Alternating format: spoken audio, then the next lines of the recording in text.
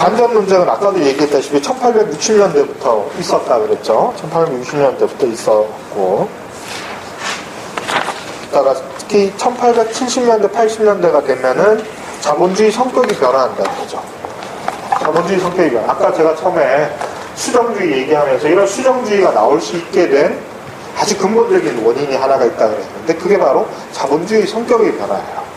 자본주의가 전통적인 산업자본주의 형태로 쭉 발전하다가 위기를 겪으면서 말 그대로 적응을 하죠. 살아남기 위해서 새로운 형태의 자본주의로 모습을 변화시키는데, 단순하게 부분적 변화에 그치는 게 아니라 아주 질적인 변화를 겪었다고 일반적으로 평가를 하는 시기가 1870년대에서 1880년대 쯤이에요. 그쯤이 되면은 선진 자본주의 국가의 독점 자본들이 제국주의 단계로 돌입하게 되죠. 그래서 이 제국주의라는 새로운 현상이 나타나게 되면서 전쟁의 위협도 고조되게 되겠죠. 그 이유는 아까 이제 로자 룩셈부르크 얘기했던 그 논리를 생각하시면 돼요. 꼭 로자 룩셈부르크 얘기만이 아니더라도 전쟁에 대한 이유가 아주 가시적이었어요. 그 당시에. 특히 이제 대표적인 게 이 당시 이제 유럽의 질서인데, 이때 4개의 큰 강국이 있었어요. 4대 강국이 있었는데, 당연히 영국이 있었겠죠. 영국, 프랑스, 독일, 그 다음에 러시아. 그 다음에 좀 낡은 제국이었던, 물론 러시아도 낡은 제국이었지만, 낡은 제국이었던 합스부르크 왕가, 오스트리아 헝가리 제국이죠. 그 다음에 좀 더 동쪽의 오스만 투르크 제국, 이게 이제 좀 낡은 제국으로 붕괴되어 가고 있던 시점이에요. 이 상황에서 구제국들이 차지하고 있던 영토를 신흥 4개 강국과 신흥 3개 강국과 새로운 여전히 남아있던 구강국인 러시아가 서로 뺏으려고 하는 과정에서 크림 전쟁이라는 전쟁도 일어나고, 발칸 반도에서의 분쟁, 오늘날도 발칸 반도가 유럽의 화약고라 그러는데 이때부터 시작된 거예요. 이 4대 강국들이 기본적으로 발칸 반도를 서로 나누어 가지면서 갈등이 생겨나고, 지금의 발칸 반도의 갈등 상황도 거의 똑같아요. 미국이 영국 편의 한편이 돼서 새로 가세한 것 외에는 기본적인 구조는 똑같죠. 그렇죠? 이렇게 되는 거야. 근데 이제 동맹 관계가 맺어지죠. 어떻게 맺어지냐면은 영국과 프랑스와 독일이 이제 전통적인 라이벌 관계 있죠. 거기다 독일이 통일되면서 강력해지면서 더 긴장 관계가 고조돼요. 독일은 민족적 기원이 같은 오스트리아하고 한편인데요. 여기다가 조금 약소 국가이긴 하지만 그 밑에 붙어있는 이탈리아까지 묶어서 이제 한 팀이 되죠. 거기다 그 반대편에 있던 프랑스는 얘네들과 대결해야 되니까 누구의 힘을 빌겠어요? 러시아하고 동맹을 맺어요. 러시아하고 동맹을 맺고 이 동맹을 후원하는 세력으로 영국이 있어요. 이런 식의 대립구조 기본적인 구도. 나머지 나라들은 왔다 갔다 하는 거고. 이런 상황이 이제 기본적인 질서예요. 이게 2차 대전까지 계속되는 질서가 이때 이제 형성이 돼요. 그 과정에서 영국, 프랑스의 긴장도, 독일과 프랑스의 긴장도 높아지고, 특히 독일이 산업 생산력이 엄청나게 고조되면서 얘네들이 군비도 증강을 해요. 군비 증강 중에 특히 문제가 됐던 건 뭐냐, 해군력 증강을 하거든요, 독일에서. 근데 해군력 증강을 하게 되면 제일 위협을 느끼는 나라가 영국이겠죠. 영국의 헤게모니의 토대는 강력한 해군력이 있잖아요. 근데 독일이 전함을 막 건조하기 시작하니까 군비 경쟁을 막 하게 되는 거예요. 그러니까 상대가 한 척을 만들면 우리는 두 척. 그 당시 그런 구호도 있었어요.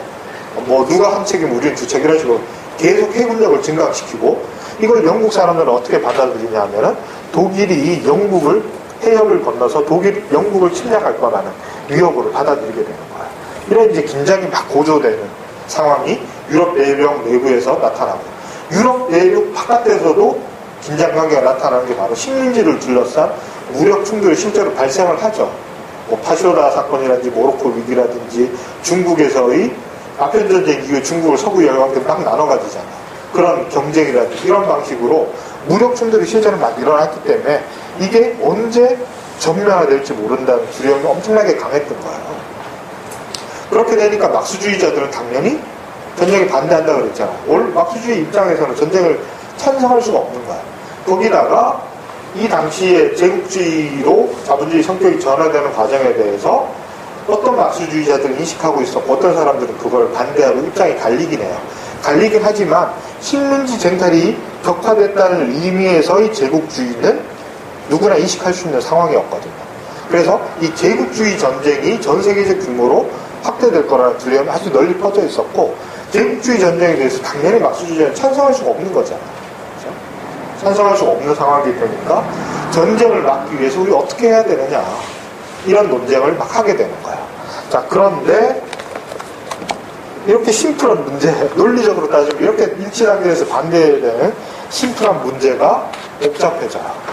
나라와 나라의 이해관계가 달라지고, 그 나라들의 이해관계, 민족국가의 이해관계에 사회주의자들이나 노동운동의 이해관계가 종속되게 되면서 노동운동의 독자적인 또는 막스주의 독자적인 입장이 점점 분열되기 시작하는 거야.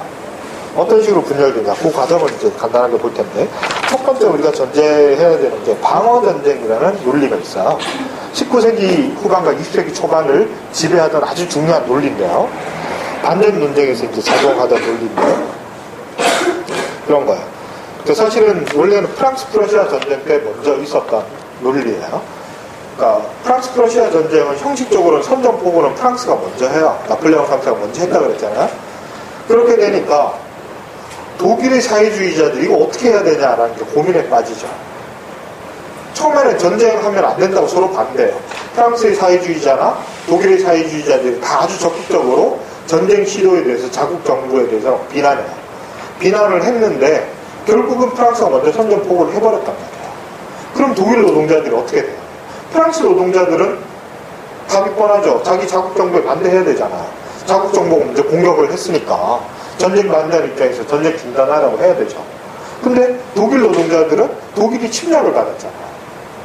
그 다음에 어떤 문제가 또 겹쳐졌냐 하면은, 막스가 보기에 그 당시 유럽에서 제일 보수 반동적인 정치 체제가 나폴레옹 3세 체제라고 바꿨던 거. 그걸 보나파르티즘이란 말 들어보셨죠? 보나파르티즘 체제를 그 당시에 가장 반동적인 정치 체제라고 바꾼 거예요. 자, 그런데 그 보나파르티즘이 독일을 먼저 침략한 거야. 거기다가 원칙대로 하면은 독일의 노동자 운동이 정부를 비난하고 약화시키는 총파업 같은 걸 해야 되잖아요. 파업하고 정부를 공격하는 여러 가지 정치적 활동을 해야 되는 거야. 만약에 그렇게 해서 그걸 아주 성공적으로 수행을 해서 독일 정부가 약해졌다고 생각해요.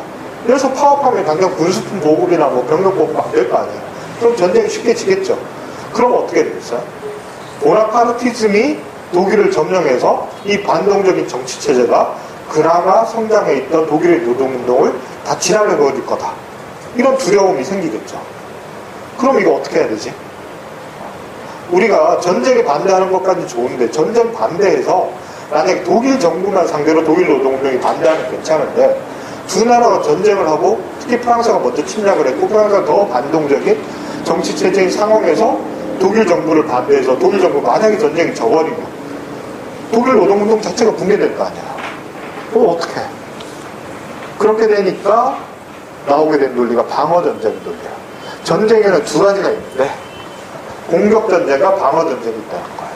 근데 노동자 계급이 반대하는 거, 공격전쟁은 반대하지만 방어전쟁에 대해서는 자국 정부를 찬성해도 된다라는 논리예요. 그럴듯해요? 네? 그럴듯한 설득력 있는 논리예요. 막스주의자들 상당히 좋아하면서 받아들였던 논리예요. 근데 어때요? 이게 왜 엉터리 논리냐? 엉터리 논리예요. 첫 번째, 방어전쟁과 공격전쟁을 어떻게 구분해요? 예를 들어 프랑스 프러시아 전쟁 할 때 선전포고는 프랑스가 분명히 먼저 했는데, 우리 지난 시간에 본 것처럼 비스마르크가 음모를 꾸며서 전쟁을 유발했다고 그랬잖아요. 그러면 이게 누가 공격한 거야? 이게 형식적으로 방어전쟁과 공격전쟁을 나눌 수 있나? 그거 어떤 전쟁에, 특히 근대 이후의 전쟁의 어떤 역사를 보더라도 그거 못 나눌걸요. 그렇지 않나? 전쟁까지 가게 되는 그 정치적 맥락이 있잖아요. 그거를 무시하고 딱 전쟁이 일어난 시점에서 공격과 방어를 나누는 게 가능한 거 의미가 있나? 그 다음에 전면적인 전쟁하고 국지전, 보통 전면전이 발발하기 전에 국지전이 항상 있잖아요. 그렇죠? 국정선에서 무장 충돌 같은 게 고조되잖아요. 그럼 어디까지가 전쟁이죠? 뭐 어떻게 해석해야 되죠? 실제로 구분 불가능해요. 방어전쟁이라는 것 자체가. 근데 이거 아주 관념적인 논리죠. 이 관념적인 논리가 점점 설득력을 얻게 되는 이유는 뭐냐면 민족주의가 강화됐기 때문이에요. 민족주의가 강화되면서 노동운동도 점점 민족주의가 수렴하면서 보수화되기 시작하는 거예요. 특히 독일의 경우가 그렇죠. 이렇게 되니까 특히 우파들이 이제 민족주의 이데올로기, 애국주의 이데올로기를 적극적으로 이제 전파하면서 노동자계급도 거기에 상당히 수렴되는 현상이 일어나게 되는 거죠. 그러면서 이제 총파업이라는 걸 반대하는 논리도 이런 거야. 총파업은 아까 말했듯이 체제 자체를 전복하는 행위이기 때문에 방어전쟁의 경우에 총파업을 해버리면 곤란하잖아요. 그러니까 이게 총파업도 반대하는 그런 논리가 되는 거죠. 자, 그런데 이런 사람들이 이제 막스주의 진영의 주류를 차지하게 되는데 이런 주장이, 이런 방어전쟁의 논리가 점점 확산되는 아주 중요한 역사적 배경이 또 하나가 있어요. 이게 사실은 더 중요한 건데 19세기 말이 되면은 이게 더 널리 특히 독일에서 널리 퍼지게 되는데 독일에서 그 다음에 방어전쟁은 프랑스는 이미 이제 넘어섰다고 보는 거죠. 그래서 프랑스의 공격으로부터 자기를 지키기 위한 방어전쟁이 문제가 되는 게 아니라 러시아가 중요한 대상이 돼요. 왜냐하면 낙스 당시부터 이때까지도 유럽 전체에서 제일 반동적인 체제는 러시아죠. 그렇죠? 짜르 체제. 그러니까 반동의 실제로 보루 역할을 해요. 48년 혁명 같은 것도 다 러시아가 개입해서 다 뒤집어버리잖아요. 48년 혁명으로 유럽이 상당히 진보적인 사회가 될 뻔했는데 러시아 군대가 진주에서 다 엎어버리잖아요. 그렇죠? 그렇게 되면서 막스 앵겔스가 러시아에 대해서 가진 증오 같은 게 되게 크거든요. 거기다가 막스 앵겔스뿐만 아니라 역사적으로 보면 러시아에 대한 서유럽의 증오 또는 두려움이라는 건 상당히 강력해요. 이거는 뭐 어떤 사람들은 몽고 침입이나 뭐 이런 거에서부터 연원을 찾기도 해요. 중세가 형성되는 서유럽이라는 게 형성되는 초기에 동방으로부터의 침입의 기억 이런 거와 계속 연동이 되면서 이게 이제 서유럽이라는 지리적 정체성을 형성해주는 아주 중요한 동기가 동방의 위협이에요. 유목민들, 러시아, 그 다음에 또 이슬람, 이게 다 동쪽에서 온 침입이잖아요. 그 침입에 대응하면서 서유럽인들이 자기를 한 덩어리로 묶는 그 지리적 정체성이 실제로 형성된 거거든요. 이런 배경이 있는 거예요. 이런 배경도 있고 19세기 러시아 짜르 체제가 했던 역할도 있고 그 다음에 또 하나 중요한 건 뭐냐면은 특히 근대 산업이 발전, 자본주의가 발전해 나가면서 역사관의 문제가 등장을 하게 돼요. 그래서 제가 처음에 오늘 수업 시작할 때 이거 대단 그려주고 이게 되게 중요하다고 그랬잖아요. 이게 여기서 또 등장을 해요. 이런 이 단계적 발전의 도식이라는 게. 그래서 이게 만약에 공산주의라는 목적이라면 여기 제일 가까이 간 나라가 이 당시 사람들, 유럽인들 생각이 어디라고 생각했겠어요? 영국이. 이게 이제 충분히 자본주의 단계가 영국이라고 생각했겠죠. 영국, 프랑스, 독일 뭐 이런 식으로 쭉 순서가 있었단 말이에요. 그러면 이런 자본주의, 이게 이제 자본주의 단계라면 이 단계에 아직 미달했지만 여리로 상승하려고 있던 봉건에서 자본으로 이행하고 있던 후행적인, 아주 퇴행적인 자본주의 정도가 이쪽에 러시아는 있었던 거예요. 이런 역사철학적 전제가 상당히 중요한 역할을 했던 거예요. 자기들이 훨씬 발전하고 문명화되고 성부적인 지역인데 야만적이고 낙후된 러시아가 발전한 문명 국가들을 점령한다는 데 대한 두려움, 공포, 증오가. 원래 두려움과 증오는 동전의 양면이잖아요. 내가 두려운 사람 막 싫어하잖아요. 그렇죠? 두려움의 다른 표현이 증오 같은 거잖아요. 그러니까 러시아에 대한 두려움, 러시아에 대한 증오가 아주 겹쳐있는 거죠. 이거는 사실은 역사철학적으로 유럽 중심주의적인 역사관의 발로 중에 하나야. 유럽이 훨씬 발전한 사회고 이때 이제 문명이라는 말을 많이 쓰죠. 문명화된 지역인 유럽을 야만적인 러시아가 점령할지도 모른다라는 이데올로기나 선전이 막 널리 퍼져요. 그것과 막스주의자들이 생각이 막 겹쳐지는 거예요. 사실은 이게 다 섞여 있어요. 막스주의자들도 상당히 서유럽 중심적이거든요, 이 사람들이. 그 다음에 막스주의 이론하고 이게 결합할 수 있는 가능성이 있어요. 어떻게 가능할까요? 막스주의자들은 아주 단선적이고 불변의 필연적인 법칙으로 이해했다고 그랬잖아요. 그러면 지금 여기 가는 게 목표잖아요. 여기 가는 게 목표면 빨리 이리로 가야 돼요. 앞쪽으로 가야 되니까 다른 나라들은 영국에 가까이 가야 돼요. 독일도 실제로 지향했던 게 영국에 가까이 가는 거잖아요. 철강 생산량 영국 따라잡는 게 이게 독일의 목표였거든요. 19세기 내내. 이런 걸로 가려고 했단 말이에요. 근데 러시아는 이쯤 있는 거예요, 이쯤. 그러면 얘네들이 여기를 정치적으로 전쟁을 통해서 점령해버리면 이 기껏해서 사회주의로 가는 게 다시 뒤로 돌아가야 돼. 바꿔서 말하면, 다른 식으로 말하면 뭐냐 하면은, 자본주의의 성숙도는 충분한 발전이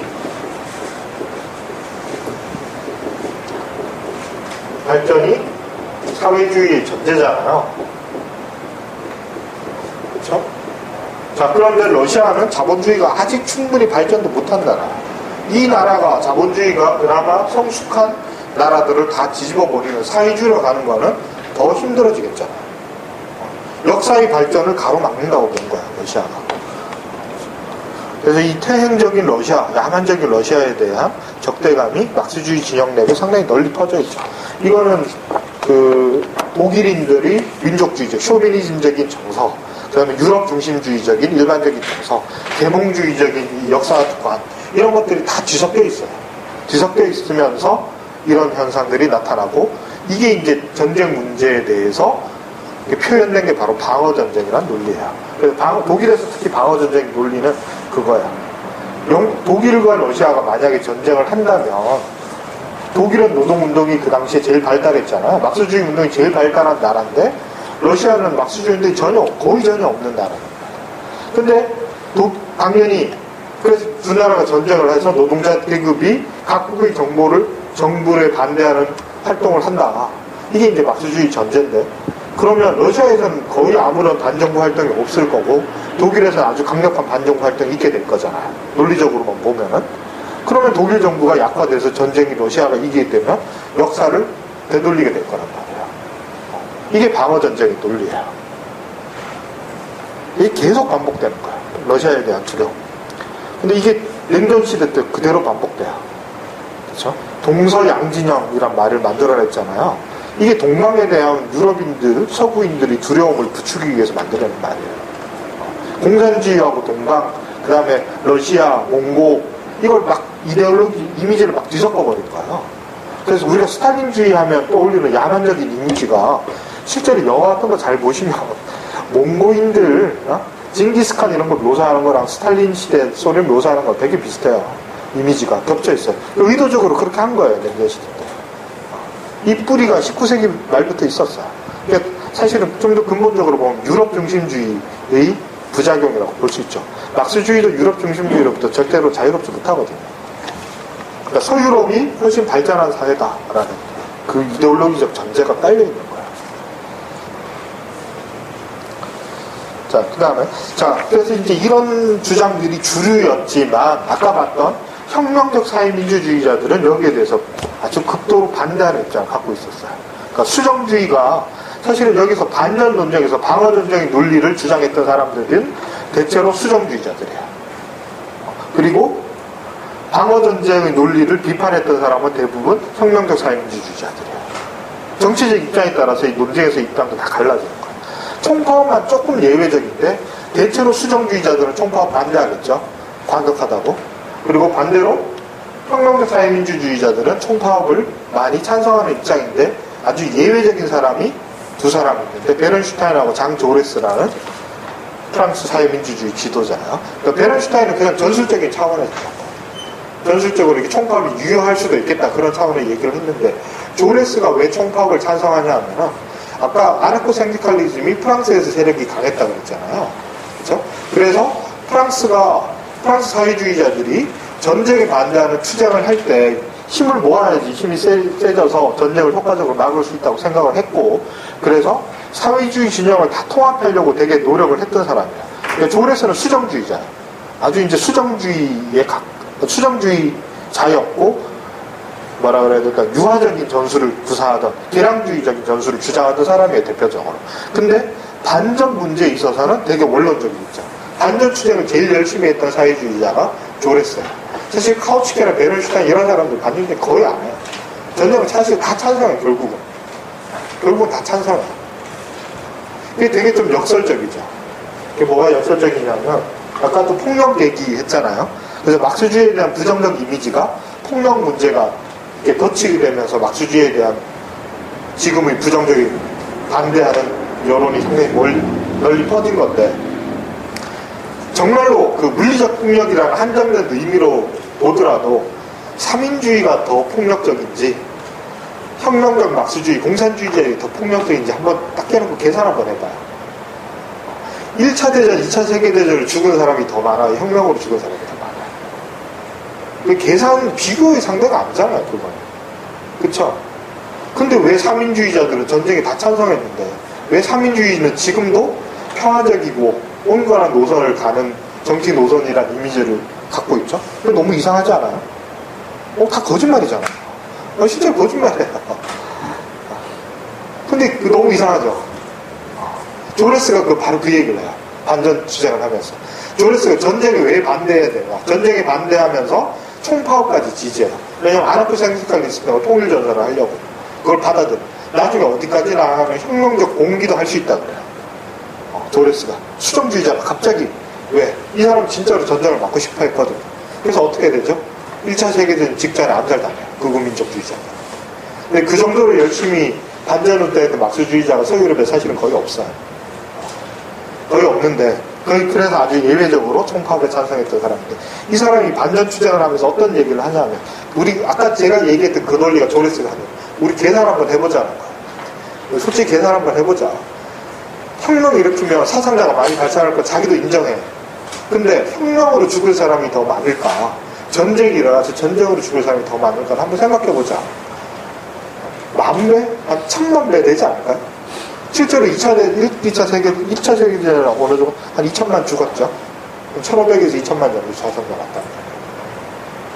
러시아 혁명에서 17년 혁명에서 죽은 사람은 17년 혁명은 별로 안 죽지만 어떤 혁명에서의 사망자를 다 합쳐도 그렇게 많지 않아요, 사실. 홉스범 책 보면 프랑스 혁명이나 그 이후의 혁명 사례들 보면서 우리가 상상하는 것처럼 아주 피의 대학살이 일어났을 것 같지만 사망자 수가 그렇게 많지 않다는 걸 얘기하잖아요.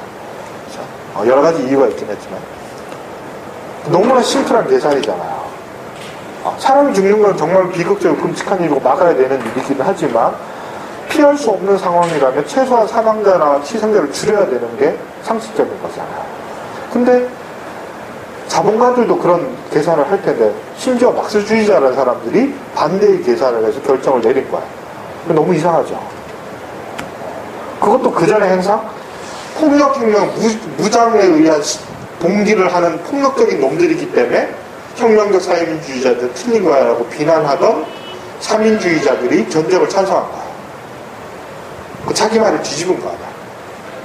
너무 이상하죠. 왜 이럴까요? 이상하지 않아요. 이거는 딱 두 가지예요. 하나는 이 사람들이 정신이 조금 계산을 잘 못하는, 정신이 온전치 않은 사람들이거나, 그러니까 비합리적인 거라. 이건 아주 단순한 산수를 못할 정도로 비합리적이거나, 아니면 비합리적인 게 아니라 그렇게 많은 희생을 감수하면서도 지키고자 하는 어떤 이익을 오히려 더 합리적으로 계산했기 때문에 그런 거죠. 그렇죠? 다른 가능한 경우 있나요? 제가 생각할 수 있는 경우에 두 가지밖에 없는데, 그렇죠? 그렇지 않나? 이게 비합리적이거나 아니면 다른 합리적인 동기가 있었거나 둘 중에 하나야. 근데 역사적으로 보면은 결론이 나와 있죠. 합리적 다른 동기가 있었어요. 그렇죠? 그래서 지금 여러분들이 지금도 갖고 있는 3인주의, 북유럽식의 3인주의 얼마나 평화롭고 좋아요. 그게 나쁘다는 거 아니에요? 아니에요. 막스주의자들, 저 같은 빨갱이들은 그거 반대하는데, 그게 싫어서 반대하는 거, 그거 좋다는 거 다 있잖아요. 실현 불가능하기 때문에 반대하는 거예요. 실현 불가능하고, 실현되기 위해서는 다른 걸 희생해야 되기 때문에 반대하는 거예요.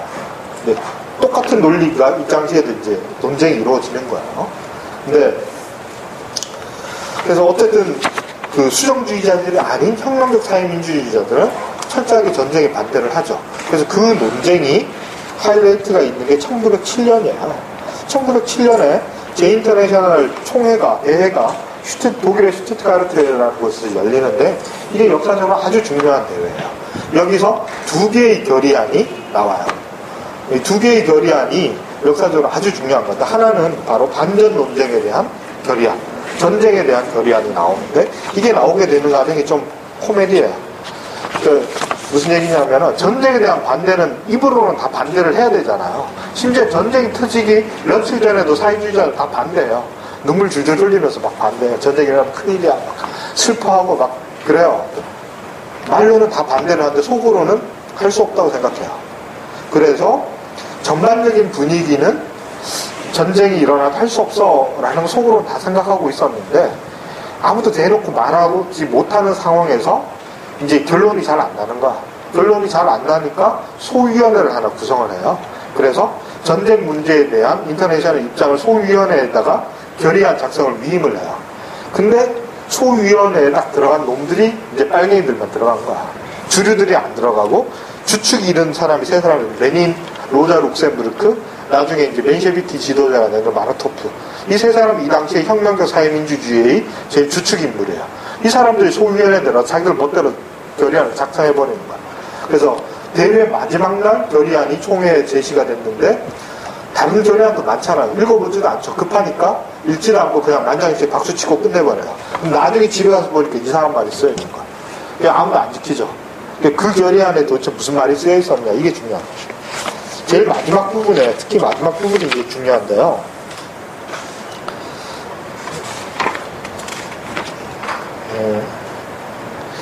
읽어드릴게요. 만약에 전쟁이 어떻게든 발발하게 된다면 그것의 신속한 종결을 위해서 개입하는 것이 노동계 계급의 의무이다. 그리고 개입을 할 때는 전쟁이 야기한 모든 경제적이고 정치적인 위기를 온 힘을 다해서 활용해야 한다. 그리고 그것은 대중들을 촉발시키고 그것을 통해서 자본가들의 계급 지배를 붕괴시키는 것을 촉진하기 위해서이다. 그러니까 지배계급 전복시켜야 된다 그런 거야. 전쟁이 일어나면 나라가 어수선할 거 아니에요. 그거를 놓치지 말고 혁명 일으켜서 자국 정부를 전복시키는 게 전쟁 당사국들의 노동계 계급의 의무다. 이렇게. 아주 놀라운 주장을 한 거죠. 그래서 이걸 한마디로 구호로 나중에 한 게 War on 이때 전쟁은 이제 제국주의자 때릴 거고 이건 이제 사실은 내전 혁명이죠. 전쟁이 일어나면 여기에서 어떻게 대응하느냐. 내전 혁명을 일으켜서 대응하자. 이게 슈투트가르트 결의안의 주장이에요. 혁명 일으키자는 거예요. 이거는 방어 전쟁의 논리를 전면적으로 뒤집어 버리는 거잖아요. 그렇죠? 그러니까 선진국, 후진국이든 뭐 사회주의가 발달한 나라든 그렇지 못한 나라든 모든 나라에서 어쨌든 사회주의자들은 어쨌든 자국 정부를 전복시키는 혁명을 해야 된다는 거예요. 제국주의에서 방어전쟁의 논리를 완전히 뒤집어 버리는 거죠. 이렇게 되니까 방어전쟁 논리를 계속 고수하면서 전쟁을 암묵적으로 찬성하고 있던 사회민주주의자들이 받아들이지 못하는 거죠. 그래서 이 결의안에 대해서 찬성하는 세력이 아까 말했던 혁명적 사회민주주의자들이 되고 이 결의안에 반대해서 나중에 결국 전쟁을 찬성하는 쇼비니즘으로 가는 세력이 사회민주주의가 된 거예요.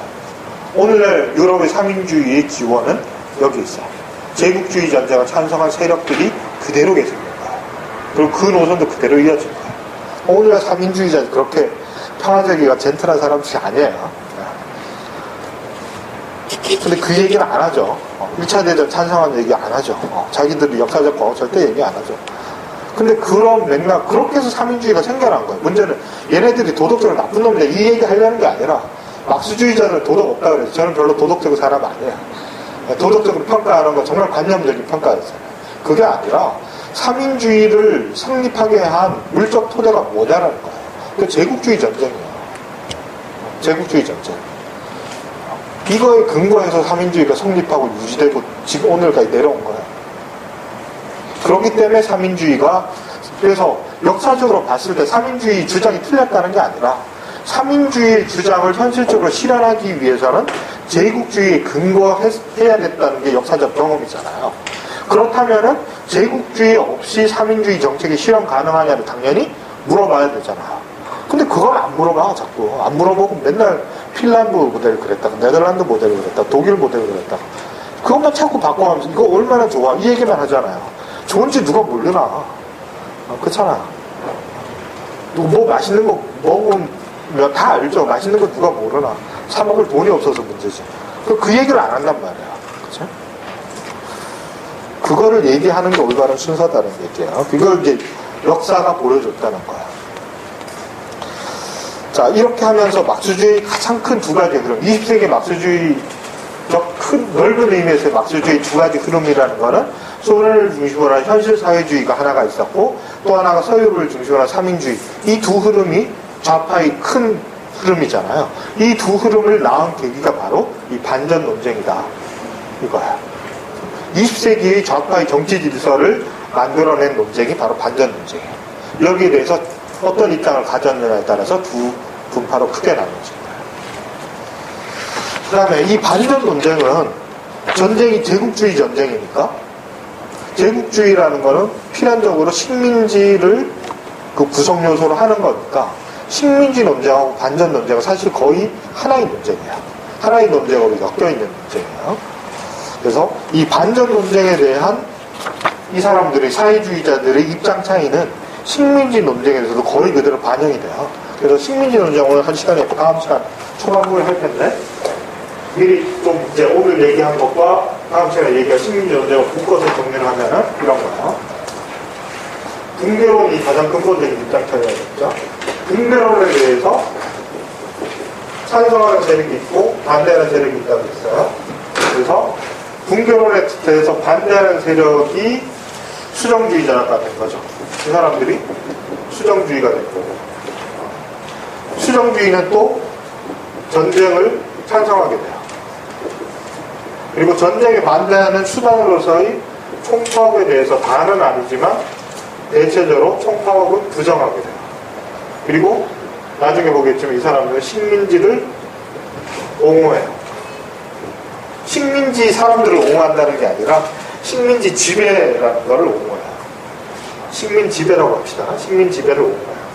붕괴론을 받아들이는 사람들은 크게 나눠서 정통파하고 나중에 혁명적 사회민주주의로 나눠지는데, 혁명적 사회민주주의자를 기준으로 볼 때 이 사람들은 이제 그렇게 된 거 수정주의 정통파와 또 혁명적 사회민주주의 이렇게 두 그룹으로 나눠진다고 했어요.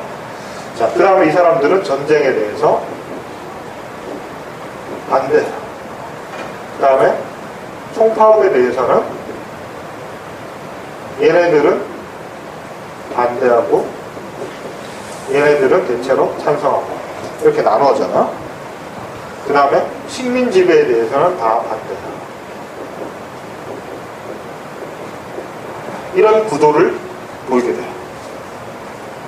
이게 다 그렇다는 거 아니에요. 대체로 정리하면 이런 경향이라는 거예요. 왜 이런 대체적인 경향을 보여드리냐면 이게 다 연결되어 있다. 이 입장들이 거의 일관된 하나의 논리적 구조로 연결되어 있다.